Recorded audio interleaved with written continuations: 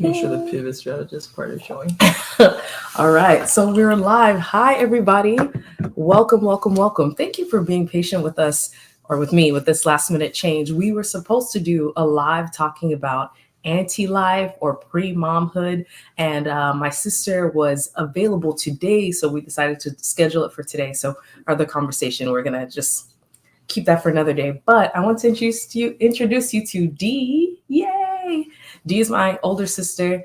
We're pretty close, but we're 3 years apart. And so when I started wanting to talk about anti-life and pre-momhood, I realized that the things I know about motherhood, I know because I had a front row seat to say, I'll let her, I said your name. Sorry, I try to keep her identity secret for the internet, but Dee, to you all. I'll let her introduce herself, kind of who she is, talk a little bit about her family, her journey to motherhood, things like that. Okay. Hi, my name is Dee. I am a mother of two. And Two girls. Two girls. One is 3 and the other just turned 1. So, and I'm the first of 4 siblings. Yep. So I'm here with them. She and her husband, they're here, and I get a front row seat, like I said. So let me tell you about my journey to motherhood. Dee, I'd love to know your thoughts about motherhood before you got there, but I'll tell you mine first. Before, I don't know what was happening, but we have a really hands-on mom, and we grew up with a mom who was very ambitious, but also at some point in our lives, she was a stay-at-home mom. And she was always had her hands in something, was always very busy, even when she was a stay-at-home mom. Mm-hmm. And so I grew up with this idea that like moms need to be like high energy, taking your kids on field trips and all these things, and, you know, cooking really great meals. And it was like, she was a great mom, or she is a great mom, but I was a little intimidated. And I was thinking to myself, like, I don't know that I could be that good of a mom. And while I had that thought, the enemy was doing a number on me, just telling me, you know, you're not going to be a good mom. You're not like responsible enough. You're not serious enough. Like, you're a little weird and goofy, and you'd probably like mess up your kids if you had kids. So in the back of my mind, I had this fear that like, man, would I actually be a good mom? I don't really think so, because I think I'm a little too goofy, irresponsible, unserious to be a good mom. What was your thought about motherhood before you got there? Yeah, I always thought that mom was like a natural at being a mom, because she was very selfless. And just like, she had her own stuff that she wanted to do, but if we wanted to do something, she was willing to just drop everything to be a mom. And I just, in my mind, I was like, I don't know if I could be that selfless. Like, right. If I have a headache, am I going to be saying, oh yeah, let's just go in the car and go to the park, or let's go to Astro World, or, well, we don't have Astro World anymore, but am I going to just drop everything to take my children to wherever they want to go? And I it was intimidating for sure. But also the part about being fertile enough to have a child, like being able to produce and carry a child, was the thing that was very scary. Especially like a lot of women like me had problems with their menstruation, their period every month. It was very hard. So part of me was wondering, like, am I even capable of having children? So that was the thing that was like a dark cloud behind me every time I thought about what motherhood would be like. Being the first of 4 siblings, I knew that the selfless part would be a little easier, just because I was used to giving up stuff for my siblings. She is like the quintessential firstborn African daughter. There's a type, and she's very dutiful. Yeah, so I mean, that part wasn't the problem. It was just like, am I even going to be able to have children, even if I wanted to? So yeah, that's the journey. Yeah, and so we should say, our mom has shared this on another platform about her fertility journey. Dee came after like years of not being able to have children, and actually my mom and my dad had quadruplets that didn't make it all the way to full term. Like, they were born but didn't make it. They were preemies. And so that fear was not unfounded. It actually came from a place where I was like, oh, I don't know if we're gonna struggle. But Dee did not struggle to have babies. Why am I saying that? Well, yeah, I I had a honeymoon baby. You sure did. Yeah, it was very surprising to me and my husband because we thought that we would have time to prepare, do all the things that newlyweds do, go out, have a lot of time together, and found out, like, I think even before we left the honeymoon, like, God was like, you're definitely pregnant, or you're gonna definitely have a child early. So yeah, that was definitely weird because I was like, I didn't even know I was even gonna have children, and then going to the taking the pregnancy test and it being confirmed, like, yeah, you're definitely pregnant, was just like, wow, okay, I think I can actually do this thing, and even before I was pregnant, I'd already been training myself. So every time I had my period, I'd said, oh, I want to have was painless. What's it called? Like a natural. Yeah, not taking epidural because that thing terrifies me. So I said, I'm going to train myself not to want painkillers. So in a way, I was kind of having faith, like if I do have a child, that this is the kind of birth I want to have. So it was like, wow, this thing is really actually happening. Yeah, for me. So with that, I want us to talk about like the preparation that you have to do, or the considerations that you make. You talked about periods, and you talked about other things that you might have done. So I'm looking in the corner of my eye, I have prenatal gummies that I am not, I'm not in that place, but I know that I will want to have a child soon, when I get married. And so tell me about, before you got into the place where I'm getting married, I want to start having children. Was there any kind of adjustment that you made to your lifestyle or your diet or anything? Yeah, I think because I had terrible periods. Describe terrible periods. Terrible periods meaning like really heavy. Heavy bleeding, terrible cramps. I didn't really have the PMS issues that people talk about, but just a few days during my period, it would be almost like a handicap. Like I felt like I had to constantly be thinking about what I needed to, like if I'm sitting in a classroom and I'm on my period, I'm already thinking, this is how I need to get out of this room. I need an exit strategy kind of thing. And so it was just always like, you couldn't really think about other things besides your period while you were on your period. Yeah. But thankfully, my sister, who was in her reusable, that my evangelism, she'd always talk to me about getting a cup, a menstrual cup, and I said that was one thing I was going to get when I get married. I didn't think about doing it then because I was a virgin before I got married. So I said I don't think I can even process the thought of putting any cup in there. Right. But man, like that cup, menstrual cup, ladies, if you've had a child, you need to get a menstrual cup. Yeah. You need to get a menstrual cup. I will be an evangelist as well, because it's really made the period experience, especially after you've had a child. They tell you all the time that your period is going to be really different. And I'm digressing here, but no, it's important. You need to get a menstrual cup because it makes your period healthier. It makes your mind feel at ease. That whole like red flood when you stand up, it's not as exaggerated.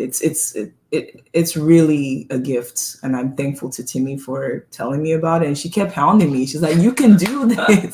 No, and honestly, when you go and they're trying to check if you're dilated or not, that person has like their entire hand. I mean, once I was ready to give birth to my first child, I'm sure that those ladies had gone into that area many times, like maybe more than 20 times. So at that point, I'm like, what am I scared about? Like, what is the issue here? The baby's gonna come out of here, a small cup, really? Why am I terrified of that? So I will say, if you're feeling queasy before you have children, that's totally understandable. I didn't even touch it until I had a child, and now that's the only thing I use. Like tampons, I don't use that. I don't use pads. She went from 0 to 100, and now I'm on my second cup because I'm like, this thing has made life so much easier. Honestly, you just don't have time to be. You have to take care of your children and your husband and yourself. You don't have time to be thinking about whether or not you're going to be leaking. we don't have time for that. Like, honestly, D is so funny. Every time she has a period, she's like, "This cup, this cup." She's always like, "Thank you so much." Like, oh yeah. but, you know, for me, we always talk about this. Like, if there's something that is a package piece of womanhood, like periods, you know, you're gonna have periods. Like, what can we do to make it better? Oh yeah. You know, so whether it's, you know, people always talk about raspberry tea. We talk about the cup. We use menstrual panties as well. So, do you still use pads? No. Yeah, she doesn't use pads anymore. I don't use pads. It's just the menstrual cup and the menstrual panty. Very reusable. My motivation was the environment. Her motivation was like comfort. You know, and convenience. But convenience and you know, comfort. you'll be at work and it's like, I didn't leak through my pad at work. It takes some getting used to, you know, like, oh, what, how much flow, or what kind of period panty, what heaviness should I get? But man, I feel like it's such a game changer. And for me to see her after childbirth being so confident, I'm like, oh, for sure, I'm gonna keep that. So I would say, you know, as far as going back to what I was saying, to take care of your health, you definitely need a prenatal, for sure. I mean, because it has all the vitamins and the nutrients that you need in order for your womb to be prepared for having a child, but also the discipline too. Like, they're gonna ask you to take a prenatal anyway, so you might as well get started, because if you forget it, now you start being guilty. Like, did I give my child enough vitamin K and vitamin E and all this stuff? So it's just better to start taking a prenatal. Also, you have to eat healthy. I mean, I was already doing that before because of my period, but it was an easy transition. So when they're telling you you can't eat cake every day, if you were doing it before you had a child, then it would be an easy transition. So I think just physically taking care of yourself, but mentally, honestly, that's what I was going to ask you. The mental, honestly, part, sis. I don't really think there's any work you can do beforehand to prepare you for having a child. I mean, every child is different. They tell you to read all these books, what to expect when expecting. I read it and I still was. What was the like prevailing emotion? Because I think everyone appreciates the honesty. What was the emotion that you felt the most throughout your pregnancy? Let's switch that to your pregnancy. Well, it depends on the trimester. So first trimester, you were just struggling to be normal, because some people experience nausea, some people experience sleeplessness. I experienced sleeplessness and heartburn a lot. And I'd never had heartburn in my life. So there was just a lot of things that you experience in the first trimester, and especially because it's so fresh. Second trimester, you've been doing it for 3 months already. So it's like, okay, whatever. But that first trimester, you're like, what is happening? You know, you're experiencing sleepless nights. Your body feels different. The stuff that you used to eat before, you can't eat it anymore. You know, even the bed that you've been sleeping on for years doesn't feel comfortable anymore. So it's just a lot of stuff that's changing that first trimester, and no amount of books that you read is going to really do it for you. But I think what helped a lot was, because I wasn't sure if I was going to have children, I was very excited. I was very excited to actually carry a child. And so a lot of the things that I was reading was not necessarily what I needed to do for myself, but just, oh, this is what the baby looks like. So I was very, very excited to read stuff that said, your child is the size of a pumpkin today, or, you know, those kinds of things where you're like, oh, then you go to the grocery store, you look at a pumpkin like, wow, this is how, you know, this is the size of my baby today. So it was just the wonder of what God is really doing in a woman's body when they say you're actually pregnant. So every time we went to the doctor, it was, and they would take an ultrasound. I'll be more excited about seeing what she looked like rather than, oh, your placenta's not working. You know, like those things, it would help me through the anxiety of what would come in the future. But just the fact that, oh wow, there's actually a human being growing inside of you was what kept me going, mentally, emotionally throughout it. So I'm gonna touch on the anxiety piece in a second, but I want us to also go to body image. We could talk about that at some point. Okay. So the anxiety part that I wasn't expecting as the non-mom, I was the auntie living states away. She was in Texas. I was in New York at the beginning of the pregnancy. Y'all, I didn't tell her at the time. I was so anxious because of, the fear that like, okay, I hope the baby makes it all the way through. And I had this weird like thing about babies where I was like, I knew babies were real, but I kept asking pregnant women, especially to say, I was like, does it feel like an alien infestation? Like all of a sudden you're like not pregnant. All of a sudden now something is like gurgling in your stomach and moving and doing things. Do you feel like something has now taken over your body? So I didn't make a human connection to my niece, honestly, until you saw her. Until I saw my sister in person, pregnant with a pregnant belly, and saw, my niece dancing up in there. And I was like, oh, okay, it's not an alien. I think it's a person.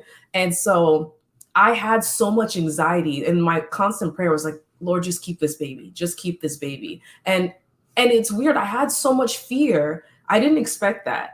It wasn't even D expressing fear. It was like me being states away, not knowing what was happening, just being like, and she didn't mention this, but their doctor's visits, like, would be saying all sorts of things like, oh, I don't know if the baby is forming as she should, blah, blah, blah, only to have the baby show up and be perfect, full head of hair, beautiful baby. And I wanted to like beat up that doctor. Like, why were you having me have sleepless nights? The doctors, sorry to say, I know we have some doctor friends, but I don't know what it is, but they just don't say the right thing sometimes. They really don't. Because they're being very clinical. Exactly. To go to a doctor and they tell you, oh yeah, are you even eating? Because like your placenta is not growing. And it's like, that's not helpful. Right. I'm eating, my husband will Timmy too would be the first to tell you that I was very strict about what I ate. I didn't, a lot of them would say, you're not even eating fries or ice cream. Yeah, she didn't have weird cravings. I didn't have cravings or anything. I was like, okay, I don't care if I want an ice cream. I need to eat pumpkin soup or something like that because it has this and magnesium and all this stuff. So I was very strict. And for us to get to the doctor and they tell us, oh, that doesn't matter. Your baby's not growing. That stuff is very... If you're already anxious about the process, it's very hurtful when your doctor's not. And that's why a lot of people have doulas and all this stuff. And I didn't have that, but I'm telling Timmy and our other sister that they should get that because it would have been very helpful to have someone that's an advocate for you and to kind of translate the clinical part into a human, human language so that I could feel better about the process. Yeah. I'm not even pregnant, but I think my Pinterest thinks I am because I've been, I follow a lot of doula accounts because for me, the fear in my mind is based on all of these people telling horror stories about, especially as Black women, doctors ignoring you or thinking that the pain that you're expressing is like being dramatic. And so I have to be so intentional about not feeding fear. Every time I look at my nieces in the face, I'm like, okay, Sorry. That is her name. I'm sorry. Dee made it through her pregnancy from start to finish, and it was by the grace of God. And I can do the same. My sister can do the same. It happened for my mom, all these things. And so I have to remind myself of good examples when pregnancy was healthy. But also I have a friend who is a doula and I'm like religiously like keeping all like a little tab in my Instagram. Like, okay, I'm going to need that later. Because I just want to know these things. And I do have a Pinterest board now that's all about baby stuff. It's not because I'm baby obsessed, but I had to mentally prepare here before anything starts happening in my body. So I think I'm finally at the place where I'm like, okay, I think what was really helpful too is having people that had gone through it before be honest about the process. I have a friend, I call her Chingu, and she was married 10 years before I got married, and she had 2 children before I even thought about getting married. And so I watched her have these children, and she had C-sections, and just to make C-section be more like, when you hear, oh, you had a C-section, people make it sound like, oh, you failed. It was easy. I've seen the C-section recovery, y'all, please. Yeah. But I mean, her having a C-section and saying, okay, she's not a failure as a mom just because she had one. And you can plan all day to have a painless birth and a birth that you didn't use epidural, any kind of medication, you know, like you have the expectation and then it doesn't happen that way. And it's okay for that to be the case. It doesn't make you less of a mom. So having an example like her and other people that I know that had children before me really helped me like go through this process of motherhood in a better way, rather than not having any friends that had children. So I think that was another thing too that really prepared me for motherhood, is that, okay, no one has two heads. Like if this person can have children, if this person it was able to have this child, I can also carry this child, and by God's grace take them to take the baby to full term, deliver them and have a child. So that really helped a lot. That's good. I think that's the part, the proximity. If you are an auntie and you desire to be a mom, start thinking about yourself as a pre-mom and start being in proximity, like Dee said, to people who have done it. And I think the more and more you see real examples, you see the variety of the different ways that it can go. Then you're, that person had a natural birth, or that person had a C-section, or that person did a water birth, or a home birth, or a hospital. And you start to see like, all of these things are still good. They just are different. Okay, so I'm going to skip the part about childbirth because you don't want to talk about that? No, okay, let me not rob the good people. So Dee, tell us about give us a summary of your 2 childbirth experiences. Okay, so like I mentioned, I went on a strict regimen once I realized that I was pregnant. I said, well, I'm deathly afraid of epidurals, so I'm not doing that. That's what I told the doctor, and she laughed at me. She said, oh, but it's okay if you need one. I said, yeah, I know, but I've been training myself every like month not to take medication. So I'm going to try my best not to. I'm going to have a natural birth, is what I told her. And well, sorry. Oh, so sorry. Hold on.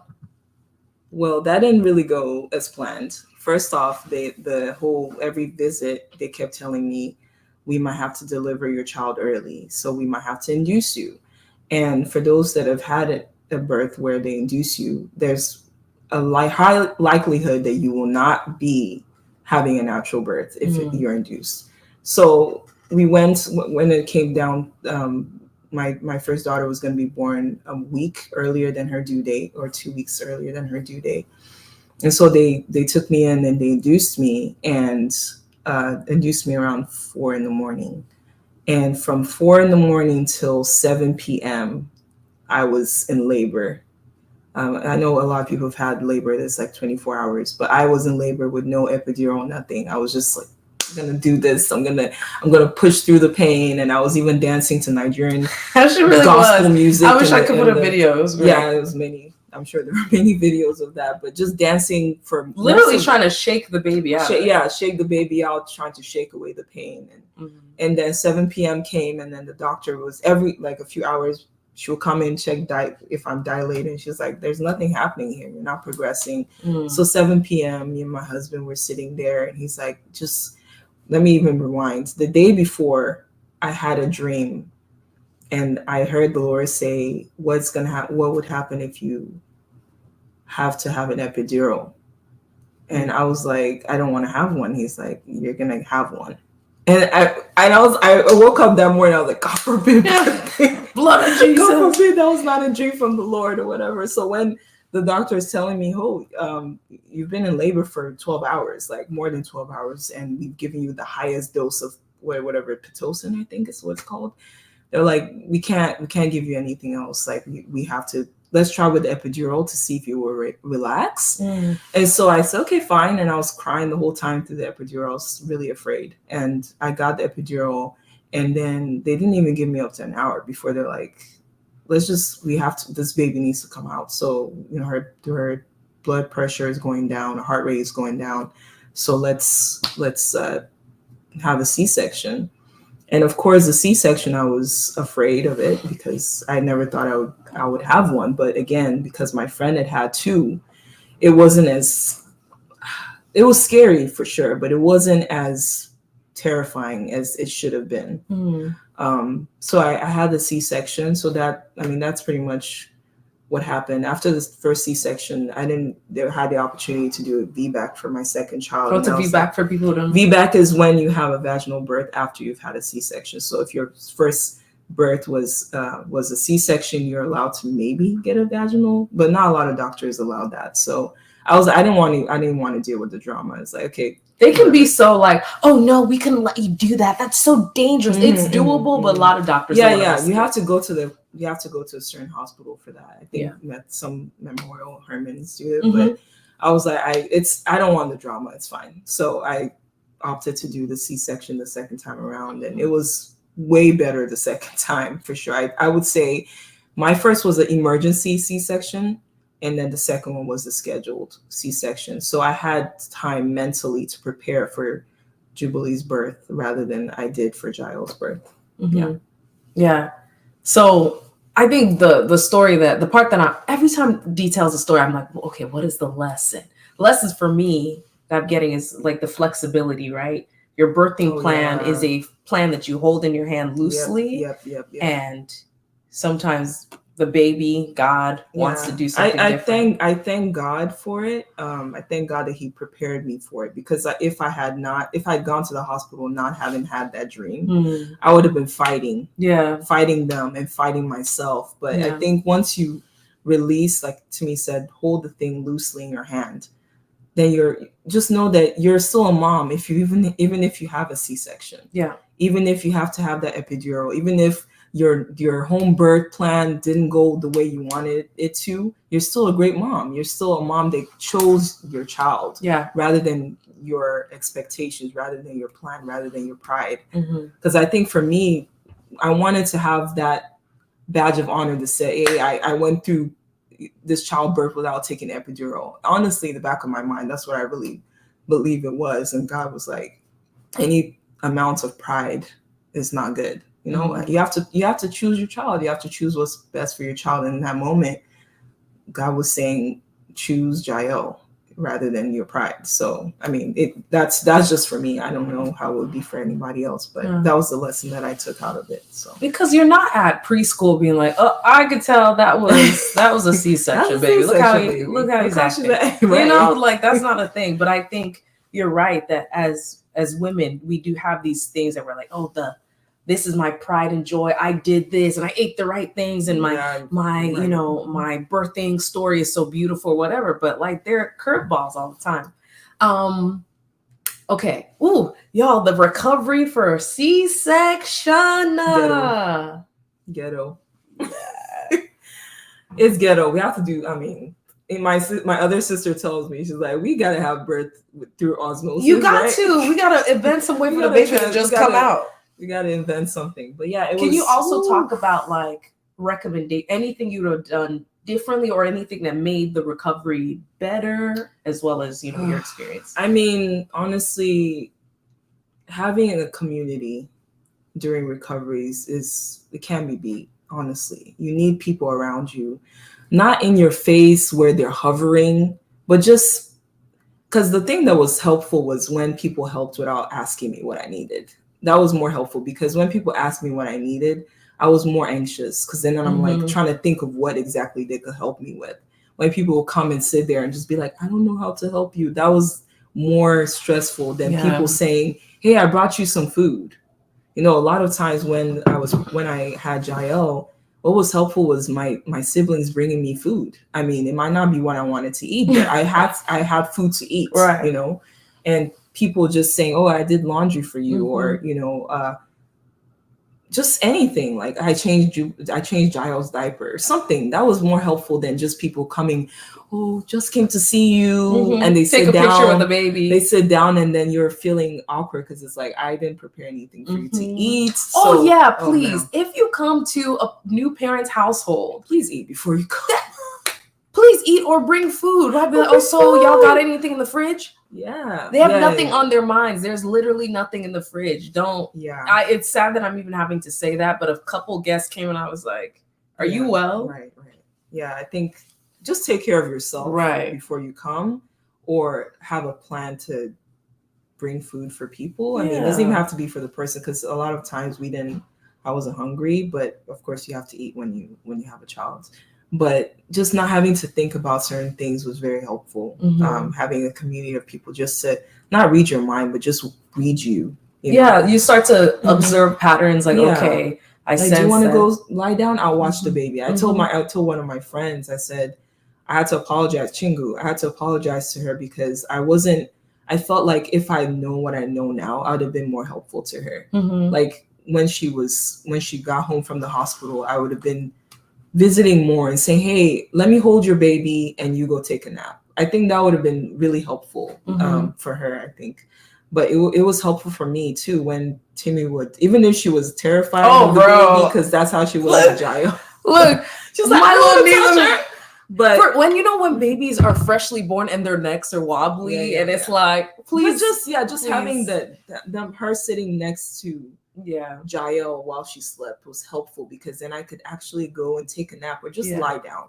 That was very helpful. Just people being around. I think I told my husband, I said, I really appreciate when I hear the doorbell when my sister's coming, because I know that I don't have to worry about her. Like, she either ate or she's bringing me food, or she's just going to wash the bottles. Something's going to happen when she's around. But there's some people when, we're coming, and it's like, oh. And you have to actually host. Yeah. It's like, so having community that's helpful is very helpful during recovery. Yeah. Okay. Breastfeeding.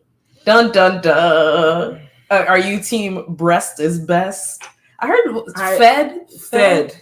Yeah. I'm fed is best. Fed is best. Fed is best. I mean, I really had a hard time breastfeeding, honestly. The first time, I think maybe it had something to do with the emergency C-section or just life in general. Stuff happens, but my two children, their metabolism was at an all-time high, and I didn't have the type of breast milk that would work. And I wasn't a overproducer like some people, where they have a whole fridge dedicated to breast milk. I did not have that. I could barely get like 2 ounces in a bottle, and that was very, very hard for me, because I was already feeling that my expectations were dashed when I didn't have the birth that I wanted.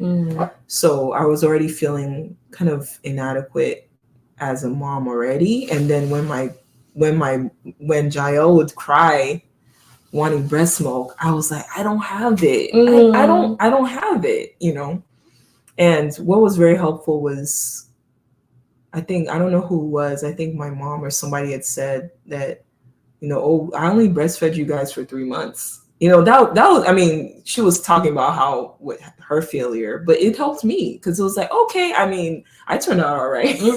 We all turned out all right. We don't have any issues, thank God. So Jael's gonna be okay if she takes formula. She'll be fine. So I would breastfeed for my 2 ounces, and then I'll hand her over to her dad, and he would bottle feed her.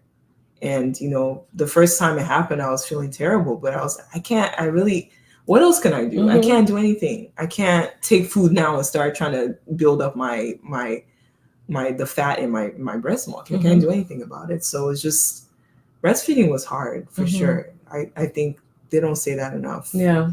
Like, they have lactation consultants at which I will be getting.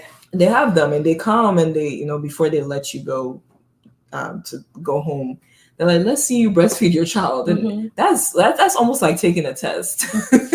It's like, and you're trying to latch, and they're looking at you, the baby looking at you. You're fumbling with this fresh baby, and they're looking at you, and they're like, okay, do it differently. But that was a test to me, and I felt like I failed a few times, but they were like, you're good. You're fine. You will be fine. You figure it out. I think that's important. Not only about the breastfeeding, but just you as a mom, you will figure it out. Like, God will not give you a child that you cannot take care of. That's what was a comfort to me. Is like, if God didn't want me to have this child, he wouldn't let me have this child. Yeah. I think someone prayed about like that God would give you the manual for your specific child. Yes, exactly. Yeah. Because I would say Jael versus Jubilee, very different. And also because I'd already experienced Jael, I was ready to breastfeed longer, and I'm still breastfeeding this 1-year-old baby now. And Jael, she was done with me after 6 months. She was like, or 9 months or something. She was like, it's all right. I can see this is a struggle for you. So how merciful. Let's just cut it. Let's cut it short. But one thing I did like, I mean, from the non-mom perspective about bottle feeding or the mixture of breastfeeding and bottle feeding, yes, I did is that we got to help. Yes. You know, and so my brother-in-law, I always have to pause and give him props because he's a very hands-on dad. And you know how sometimes there's this archetype of dads like, oh, I don't know what I'm doing. no. As capable as Dee was, her husband was just as capable of doing whatever. So they were very interchangeable. But because of the bottle feeding, he could easily be like, go to sleep. I've got the feeding. Or, you know, one of us like, oh, I'll feed her. For me, I was like, once her neck was stable, I was like, we're good. I can feed her, no problem. And so I think people kind of poo-poo on bottle feeding sometimes, but like it's really a more cooperative way of feeding the baby.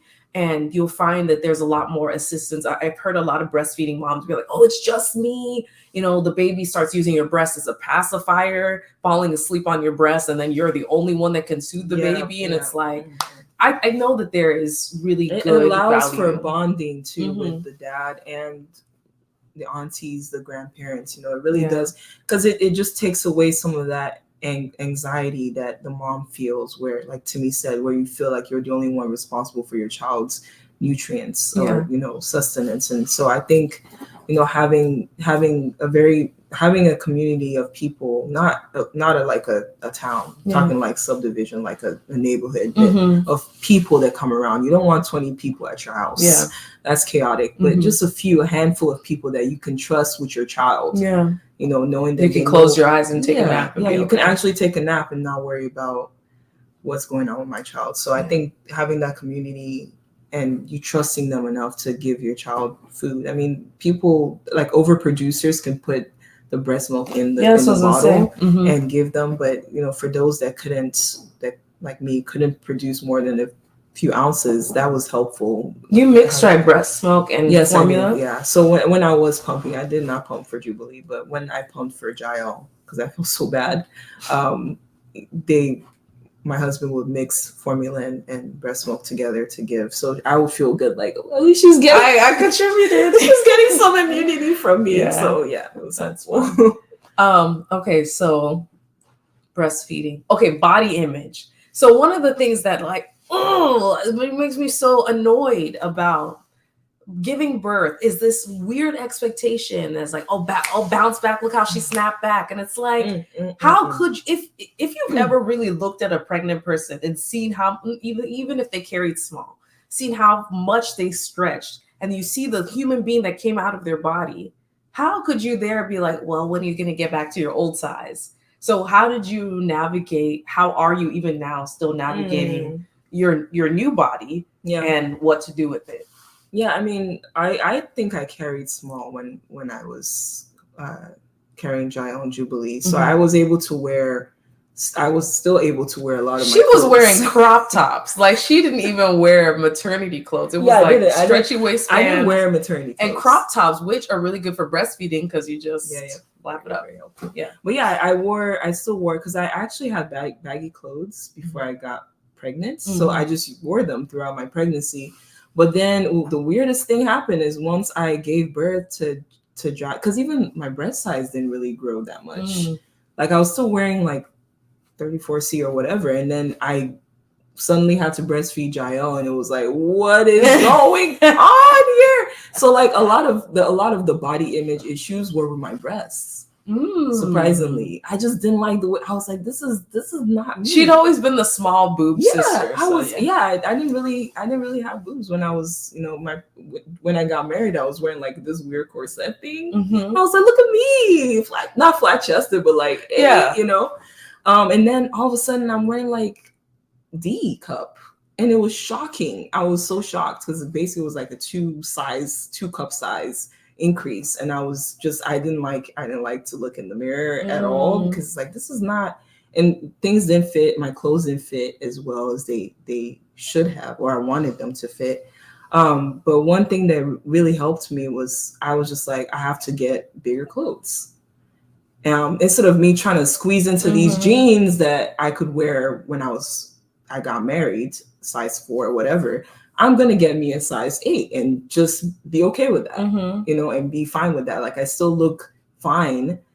This is not a big size, but it's just not my size. But this is the mommy size. Yeah. And that's fine. you know. And I think that's important, is that instead of trying to because it just creates more anxiety when you're like, I need to get back to the size 4 that I was before I had children, but you didn't have children then. Right. Like Timmy said, your womb is bigger now. You know, you can't do anything about it. Your womb is not going to shrink that much. So I just had to get over it, honestly. Sorry to say that. And a lot of people, it doesn't work that way. But me, I just had to put on my big girl pants, literally. No way. Why are you saying? Sorry. But I had to put on these new pants and just be okay with that. You know, a lot of things change, but it's just, I call it a badge of honor. That's what I started to look at it. Like, okay, I have these size pair of jeans that I probably wouldn't have picked before, but this is my badge of honor for giving birth to these 2 children. And so whatever you got to do, sis, to feel better about it. But there's no point beating yourself up for something that is, you did a great thing having a child. So instead of beating yourself up, just, you know, make lemonade out of the lemons and get done. So and it's helpful to me because I didn't know. Another thing, I didn't know I had these anxieties until I'm walking with my sister through these things. And, you know, full transparency, I've been the same size since like 6th grade, right? Like plus or minus a little bit. And so this idea that I'm small. So if I am exploding with pregnancy, and I'm like, will my nose spread? Will my stomach get big and never get small again? But it's like that thing where it's like, you have this child, and that is something that you're really, as women, our bodies are designed to do. So let your body do what it's designed to do and be okay if it changes, because you're literally years, decades older than you were in college. Like, get a grip. But also, you just created human life. The Lord used you to birth another human being. So I think for me, just letting go of this idea, like, okay, how I look right now, I might not look like that when I have children, after I have children, but I can be healthy and happy with whatever my new body is. And so I see Dee kind of walking through it, you know, as humanely as she can. It's funny, she had this dress that she was like, oh, this doesn't fit me anymore, you can have it. And then she went out and bought the same dress in a bigger size. Well, what do you want me to do? I like that dress, so I'm gonna wear it. And I'm like, I respect that. You know, I mean, until if I get back to that size, which whatever, I don't care if I do, but if I get into a better, I just want to be healthy. That's the problem, is that sometimes, you know, especially if you're sitting for hours breastfeeding a child, you're not really moving much. And a lot of women go through different things when they're having children, where they just, I don't feel like doing that. I don't feel like getting up and exercising. I think it's just being nice to yourself, being kind to yourself. I think that's what I would say, is being kind to yourself. Some people are, they're kind to themselves by exercising, and some people are not. They're better lying on the couch and hanging out with their kids, and that's being kind to themselves. I think we just need to just love ourselves and embrace the journey that we're in. Don't be looking too far ahead and saying, oh, I need to be size 6 now, let me do everything, and then you forget your children because you're running. I mean, to each his own, but I personally, I'm more of the couch person until Timmy drags me into one of these Girl with Joe videos, which are fun, because then I have Jael and Jubilee dancing along with me as well. So. And Dee loves to dance, so it's like one of those things. Like, I'm not a CrossFit person, and I knew if I was like, oh, let's do CrossFit, it wasn't gonna happen. But it's weird because it's not me trying to motivate her. It's like, I'm doing this thing, would you like to come? So oftentimes she'll hear the dance workout and be like, what's that? And she's like in the middle of work, but she'll come and work out with me. So I'm finding that thing about being kind to yourself, being gentle, but also figuring out like what works for you. You know? I agree. Back to body image. We were talking about style, right? Like mommy style. And Dee had really eccentric, like cool style. And then now trying to figure out like, T-shirt and jeans. You know, what does that even look like for now? So that's another thing I'm mindful of what that adjustment needs to be like. And I think we have this thing where we keep trying to return to this old version of ourselves that's like literally dead. Like that person doesn't exist anymore. And I think you can pay homage to that person to be like, oh, this is a style that I like, but there still needs to be functionality. Imagine you're on the playground and you're wearing a pencil skirt talking about this is who I am. It's not making sense. I mean, even because I'm still breastfeeding, there's some clothes that just don't really make sense at this point. You know, so Timmy is gonna help me with capsule wardrobe. But I'm telling her, hold off until I finish getting my life together with this breastfeeding thing. Because imagine trying to wear a really structured outfit, and now your child is crawling on your lap, and you're like, oh, sorry, just wait a minute. Like, that's not, you know, so there's a time for everything. And I feel like right now, the t-shirt and jeans at home, obviously I can't wear that to work, but t-shirt and jeans at home makes more sense than me trying to wear a jumpsuit because I like jumpsuits, you know. There's a time and a place for whatever you're trying to do, whatever style you want. So I just have this thought about breastfeeding, body, and modesty. So D used to be like low-key a Puritan. Like, that's a lot, man. Right. So like when getting dressed, it would be like, oh, excuse me, let me go to the closet. And then she starts breastfeeding. It's like, oh, okay, whip out the boob. And I remember the first time it happened, I was like, who is this right now? And so it's just funny, like, I don't know. She's hungry. Yeah, right. So this idea that like this baby has full access to you, and so many things about you change. The way your relationship with your body, your relationship with privacy, like ownership of your body. That's the thing I wonder about too. When you stop breastfeeding and your child can't just pawn you and like open your breasts, how do you regain that sense of like, this is my body? I can voluntarily, you know, give it to my husband or my children, but like, you know. Yeah, I mean, another thing that we don't even talk about, or we probably don't have time for, is like just intimacy with your husband is different. It's true. Like, just because you've been touched out all day, like dealing, like, I'm not really that person that gets really, oh my gosh, don't touch me too much. But having your child just be, to have full access to your breast all day, and then your husband goes like this, and you're like, nah, don't touch me, dude. And he's like, I'm just saying hi. And you're like, I know what that hi looks like, and don't do it. So like really intimacy with your husband really changes a lot with motherhood. And I think it really just takes a very patient and understanding partner, because it really does. It can hurt the husband when you're not spending time with him. But you honestly, the guy needs to understand too.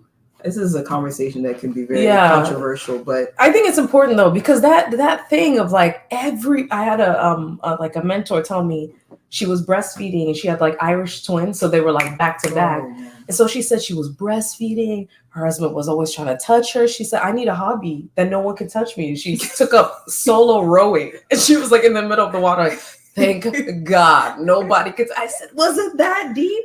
But she was like, yes, 24/7. Somebody had a hand on me, a leg. You can't on even me. Use the restroom by yourself. My nieces will put their hands under the door and be like, Auntie, Mommy. And I'm like, are y'all okay? Yeah. So yeah, motherhood is interesting. I think we just need to be kind to ourselves. I think also when mothers have amnesia, there's like older moms have amnesia of the anxiety that they felt when they first had children. And like, just give it to your husband. Like, even when your husband is, give it to him, give him sex. Right. So it's like, no matter how you feel, even if you're tired, don't leave him alone. You have to do what you have to do. You have to take care of your children. You have to take care of your husband. I don't like when people act like husbands are infants. Like, oh, give it to him unless he'll go do what? If he was gonna do it, he was gonna do it regardless of if I gave it to him or not. Like, stop that. I think there's a mutual responsibility to each other, and I think a lot of times men are more capable than we realize. Like, I'm telling you, once I saw my brother-in-law be in their elbows deep in dirty diapers, giving baths, like figuring out colics, all the stuff. Like, let a man Google stuff. And that's the thing, like, men are really good at problem solving. And if you give that to them, like, oh, this thing is going on. I will say this about Dee that I really appreciate. She's very smart, but a lot of times she'll defer to her husband for problem solving because it's a whole other headache to figure it out by herself. And so she'll say, this diaper situation, how do we want to figure it out? And my brother-in-law is so funny. He has 2 girls. The toys that are in this house are so gender neutral and so kind of like boy centric. We have a basketball goal. We have like these little bikes, which their uncle, our brother, got. But it's like, he thinks ahead, like, okay, what would these girls need in order to like develop? And so if you give him a problem to solve, he will solve it. And so I think most times men are like that. And many times women are wearing themselves out because they're like, I have to figure this out and this. Delegate that to that man. Let him be up at night thinking about the solution. He'll find it. I think so. I agree with that. Yeah. Let me think if there's anything else I wanted to ask while we have a mom here. I think that those were the things we were talking about to share. Oh, child rearing, raising your children. This will be the last one that we talk about. So we talked about the kind of mom that we had, the kind of parents that we had. And so the funny thing is that we're very familiar with our side of the family. So we have an idea of like what we were like as kids. And so this is a cool thing that Dee helped me realize. And she was saying, like, don't marry a man unless you're okay with your children being like 99% like that man, looking like him or acting like him. And so funny enough, when my nieces were born, their baby stage, they looked just like my brother-in-law's side of the family. And then now we're laughing because my oldest niece looks like Dee, and then looks like our youngest sister, like baby picture wise. Our Jubilee looks like our youngest sister. And so it's like genes can do whatever they want to do. So make sure you find him attractive. So if your children look like him, that's good. But also if personality wise, they act just like that man, you need to be prepared for that. Because my niece, there'll be times where she's acting just like Dee, and then other times I'm like, what is that behavior? And it's also and it's her husband, and it's like, and he's able to explain it, and he'll be like, oh yeah, when I was a kid, that's what I did. And so I think sometimes it's kind of funny that the things that work for you as a kid might not work for your child, and the thing that worked for your husband as a child might not work for this child. And that's why it has to be a partnership between you and your husband, because he's able to, like Timmy said, give you some inside information, and also being close to your in-laws if you can have a good relationship with them, because there are a few things where I didn't know what was going on, and talking to my sister-in-law, my elder sister-in-law, and my mother-in-law was very helpful. Where, Jael, she didn't do very well sleeping in the beginning. And I was like, this is weird. And my mom was like, this is weird. And able to talk to my sister-in-law and my mother-in-law, and they're like, yeah, that's our side. Typical, that's our side. So, and giving me tips on that, that was really helpful. And also, as the girls grow older, just seeing their personality and having my husband, be able to navigate that and knowing how to navigate it. Whereas me, I'm like Mr. Crab, that meme where it's like blurry all around. That's, sometimes when they're behaving, I'm like, I'm frozen in my step. Like, what am I supposed to do with this? And he's like, calm down, I got it. And so having a good partnership, but if you don't have that, obviously, if you don't have that, I think at least having a friend that can help you. Having if you have siblings, if you're blessed to have siblings, or just having like my chingu, having someone that's done through it before, my best friend, going through it before, you can call them and saying, okay, this is happening. Do you any pointers? Any insight, something? And they're like, okay, yeah, that's happened to me before. This is what you can do. This is what helped me. So having, honestly, I can't say it enough. Having community that's willing to help, that's there for you is and really not to judge you. It really helps motherhood. Honestly, we can't do this by ourselves. I know we're super women and I'm not. Throw that away. Who said that? I'm not, but I really needed my community. I think everyone should have that. And if I know somebody that's pregnant and they don't have family near them, I want to be that community to them. So I think it's very helpful. Yeah, for sure. Yeah, Dee has this community of like young, recently married people, and they talk about all sorts of things. And, they'll be having babies at some point and we'll need some support. And so that's there. I was talking to my dad the other day, and my niece is so funny. I've never met a baby like her. She's 3, actually, they're both very funny, but Jael, the oldest, is 3, and she is so, I don't know, sometimes she can just be by herself. Like some kids like to like play, and so she can play, but she prefers to just like chill and be by herself. And her favorite place to play is the pantry, right? And we're like, we need to find a corner for her, but she'll be in there, she'll be like playing. And so I was, role playing, all sorts of things. So I was talking to my dad, he was like, oh yeah, I used to love playing under tables and like in closets and like all sorts of things. I'm like, oh, that's my dad. Like that's my dad. That's part of her dad. And that's part of Desay. And so I don't know. I think it's funny that we can't assume that we know what is going on with kids in their brains. And even like their language is so interesting, and not laughing and making fun of them when they don't know what's going on, but teaching kids to like be flexible and resilient. And like when Jael was first learning to do things and she didn't quite get it right, I would be like, almost, and make it like a goofy thing rather than making her feel bad. But I think for me, I have to publicly say thank you to Dee, because she is the oldest, and the oldest always gets like, I tell this terrible joke that she hates, but like having an oldest child is like that first pancake when you put it on the griddle that you're, I think I burned it. Well, we'll get it right the next one, And so it's like, it's tough to be that first pancake. And Dee has been the first pancake, the first to do everything, to get married, to have babies. And, I'm the type that I learn best from watching somebody else do it, because our dad always says nobody has 2 heads. So for me, literally, God healed all of that fear that I had by being like, you grew up with Dee, she's a normal person with 1 brain.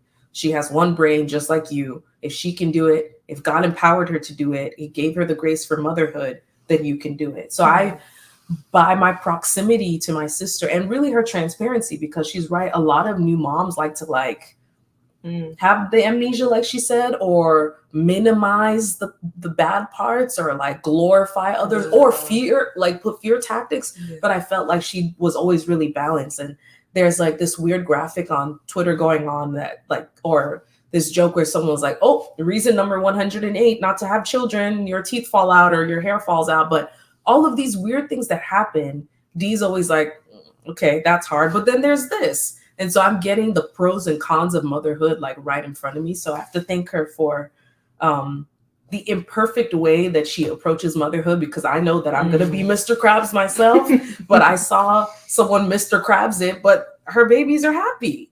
They're happy and they're healthy, and, and they're loved, and, something just came to my mind as we were talking. I think of marriage and having children like a university, like a college, like a class. When you get into university, you've not taken that class before, but then you have people that have taken the class, right? Or you have people that are in the class with you. And the only way you can really do well in that class is if you talk to the people that have done it. The study group, You have a study group.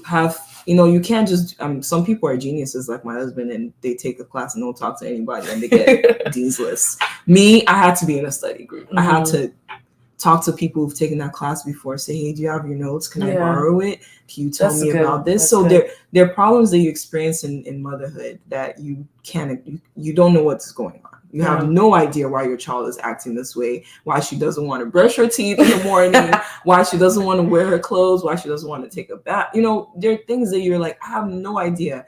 And having people that have done it before, like my chingu, and talk to her about it, and she's telling me, oh, that's totally normal. This is what I did. Maybe try this. Of course, I would be online at 3:00 in the morning sometimes and look up articles that tell you it's completely normal that your child is behaving this way. Try this, so it's a university. And if you think of it as you being a student rather than you being the teacher, the professor, the TA, you're a student. You've never done this before. You're not expected to know anything. And every child is a new course. Exactly. That's what I'm saying. Yeah. Like motherhood is like you're taking, Jubilee is a different class from Jael.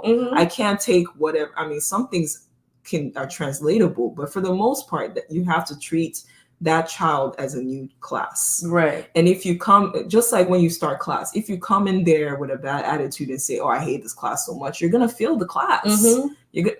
Hopefully you don't fail your class. No, you're not going to enjoy the class. Right. But if you go in there and you're like, I'm curious about this subject, I want to do well in it, and I want to learn something from it so I can go to the next class and do well, then you might enjoy being a mom. Same thing for being married too. I always say that my husband is my classmate, and so it makes the challenges we face, the tests that we have, more enjoyable than harmful or painful. So I think if we approach motherhood as a university, then it makes every challenge that you face, potty training, sleep training, breastfeeding, all these things that are a part of motherhood, it will make it easier because you're like, I'm going to learn something new. So that you can be that student that someone else, when they're going through that class, you're like, hey, this helped me. Maybe it will help you, maybe not, but here are my notes. You know? So think of it.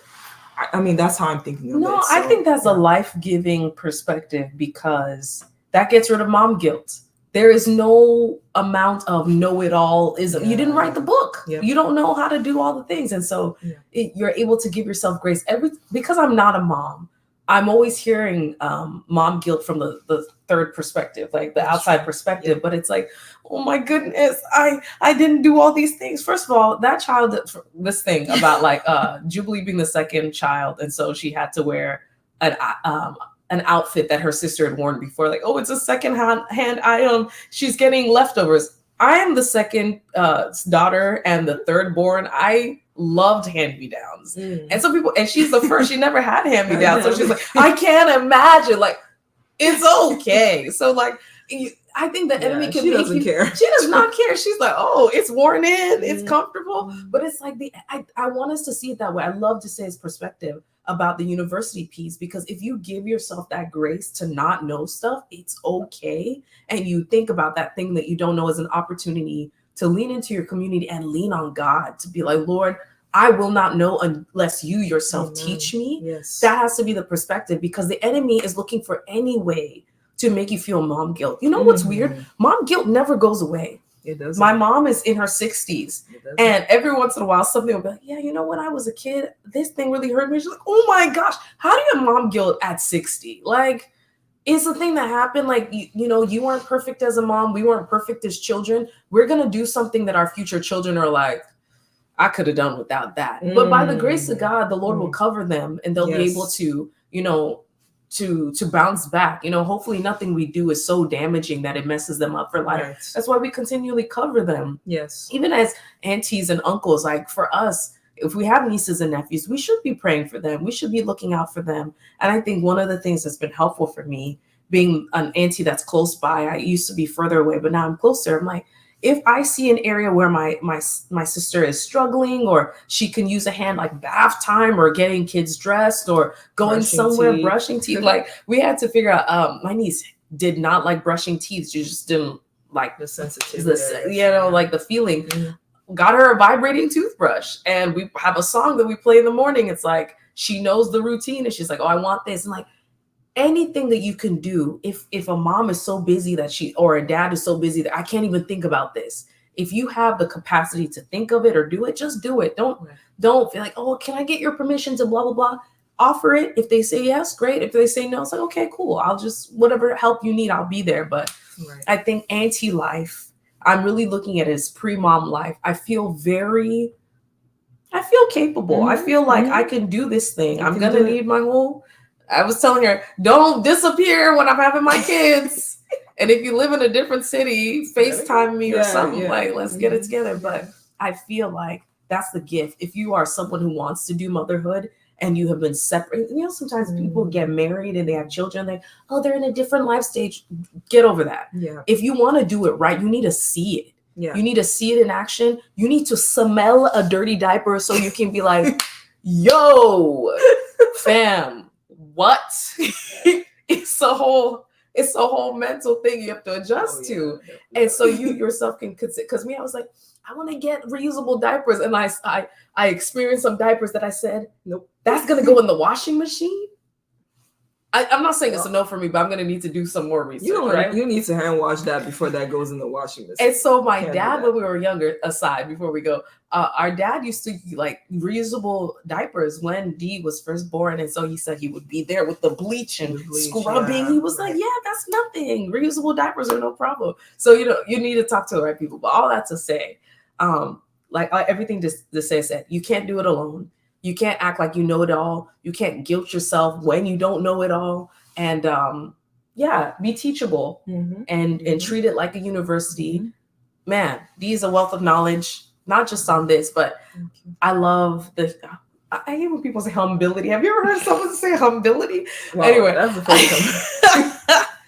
It must have happened by Sounds real. mistake. Anyway, you must hear the humility, right? I think all of us, moms and pre-moms alike, any women, all stages of our lives, we don't know it all. And there is this humility, this posture of like, Lord, teach me about my body so that I can feed it well, so I can treat it well, so I can be kind to it. Because this is a temple of the Holy Spirit. The Holy Spirit rests here, but a temple that's about to create life. That takes a lot. Create other temples. Of the Holy Spirit. Can you imagine? Like the Lord is like, you're exponential. Not only are you life, you're creating life, and that life will go on to create, And so this is a pre-grandmother. Isn't that wild? Isn't that wild? So anyway, yes, thank you so much for hanging in. We are an hour in, but I love this conversation. I love having my sis here.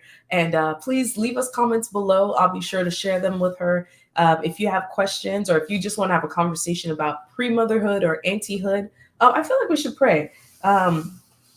Dee, would you like to pray for like to pray for any pre-moms? Just any kind of blessing that you think would be helpful. Oh Lord, I just thank you for the opportunity to be here with Timmy and able to share what it is that you've been doing in my life. I thank you, Lord, for the peace that passes all understanding, because you're the one that knows the way before us. And so, Lord, I just pray for every pre-mom that is listening and every mom that's listening as well, Lord God, that you will speak into their hearts just as you've spoken into mine and to me. Thank you because you are closer than a brother, Lord. You know our hearts. You know the things that we fear, the anxieties that we feel every day. And Lord, you are saying that we should cast all our cares on you because you care for us. Thank you. And that we should put our burdens down and take your burden because it is light. And so I just pray, Lord, that you will encourage every single pre-mom and mom, all the fears that they feel, whether or not they think that they're going to have children or whether they're capable of carrying the child, that they will trust in you for their futures, Lord. I pray that you will speak into them and put peace in their lives, Father God. I pray that they'll be encouraged with the journey that they're on, Lord. I pray that they'll trust you for what it is you have for them, that they'll be anticipating your blessings because you love your children. And so I pray that they'll trust in you, put their lives in your hands. Lord, we pray that you speak truth and cast away all the lies that they might be telling themselves. And I pray, Lord God, that your voice will be the loudest in their ears and their hearts, oh God. So whatever season that they're in, Father, I pray that you help them to bloom where they're planted. Help them, Lord, if they're aunties, to be blessings to the moms around them, the nieces and the nephews around them, and those that are wanting to be married and wanting to have children. I pray that you bless them in your perfect timing. Be glorified. I pray that those that need to be communities to those around them, I pray that you put in their hearts to do so. In Jesus' name we pray. Amen. Amen. I always think that the best prayers come from the people who know what it's like. So, yeah. Thank you all so much for watching. This was so much fun. I'm biased, but this was probably my favorite live in the whole series. Oh, wow. Yay. So much fun. And I have one last one tomorrow. So please tune in to close out the series and really to close out the year with me. Thank you all so much for watching. Have a fantastic day. I'll see you tomorrow. Bye. Bye-bye.